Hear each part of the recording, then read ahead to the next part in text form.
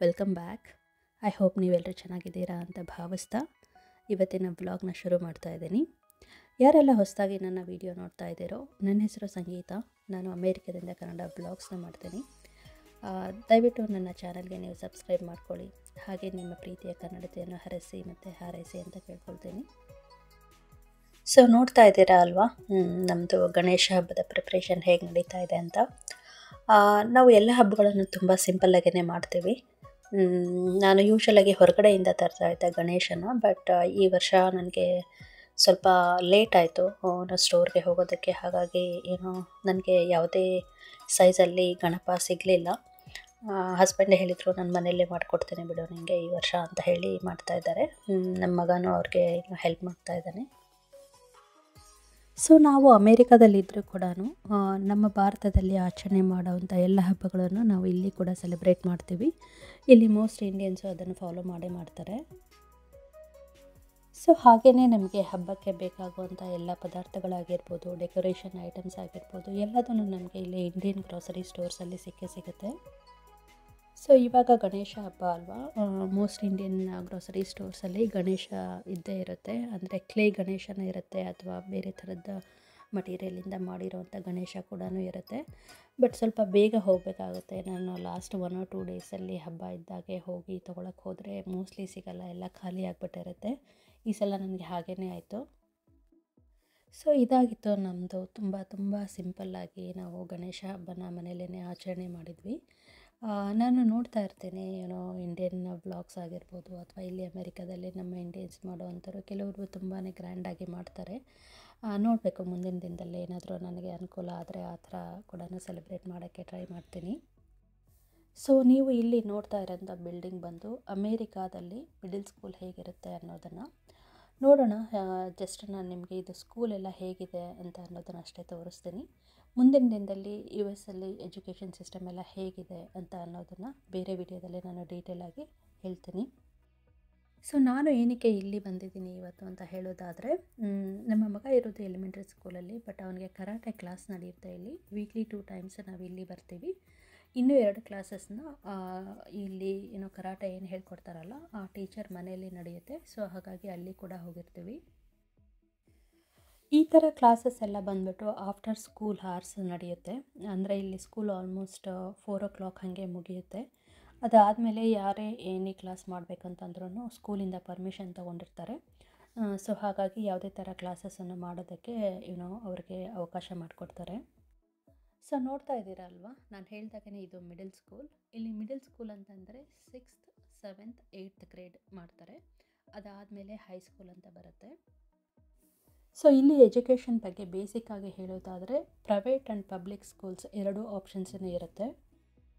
So ಇಲ್ಲಿ ಅಮೇರಿಕಾದಲ್ಲಿ education system ಹೇಗಿದೆ ಅಂತಂದರೆ, ನಾವು 2 ಭಾಗವಾಗಿ ವಿಂಗಡಣೆ ಮಾಡ್ಬೋದು.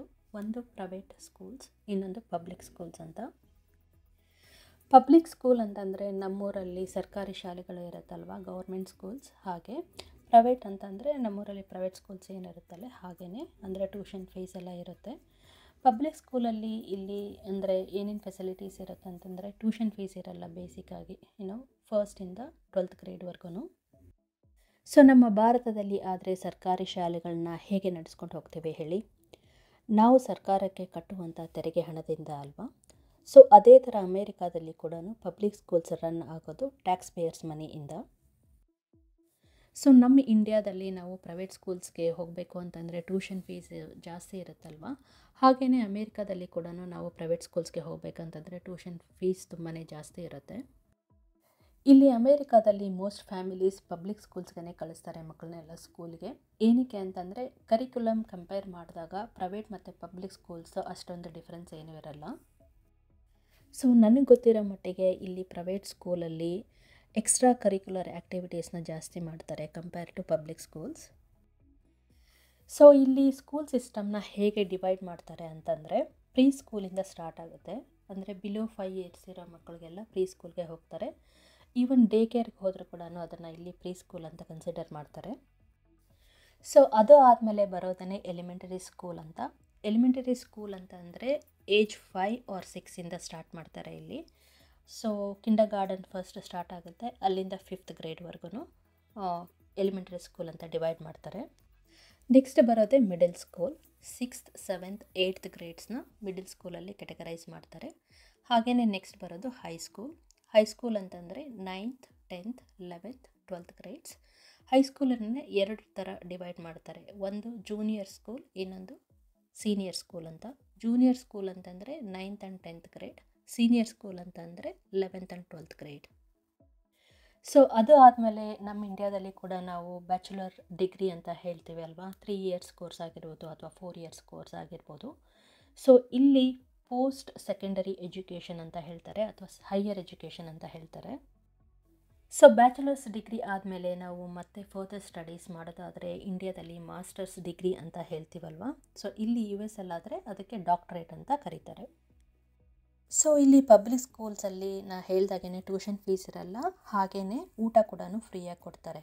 ಬಟ್ ಡಿಫ್ರೆನ್ಸ್ ಏನು ಅಂತಂದರೆ ಊಟ ಎಲ್ಲ ಮಕ್ಳಿಗೂ ಕೊಡಲ್ಲ. ಈಗ ಲೋಯರ್ ಇನ್ಕಮ್ ಫ್ಯಾಮಿಲೀಸ್ ಏನಾದರೂ ಇದ್ದರೆ ಸೊ ಅಂಥ ಮಕ್ಕಳಿಗೆ ಊಟ ಫ್ರೀಯಾಗಿ ಕೊಡ್ತಾರೆ. ಬೇರೆಯವ್ರಿಗೆಲ್ಲ ಸ್ಕೂಲ್ ಒಂದು ಪ್ರತಿ ಸ್ಟೂಡೆಂಟ್ಸ್ಗೂ ಅಕೌಂಟ್ ಕ್ರಿಯೇಟ್ ಮಾಡಿ ಪೇರೆಂಟ್ಸ್ಗೆ ತಿಳಿಸ್ತಾರೆ. ಸೊ ನಾವು ಅದನ್ನು ಆನ್ಲೈನಲ್ಲಿ ಪೇ ಮಾಡಬೇಕು ಮಕ್ಕಳಿಗೆ.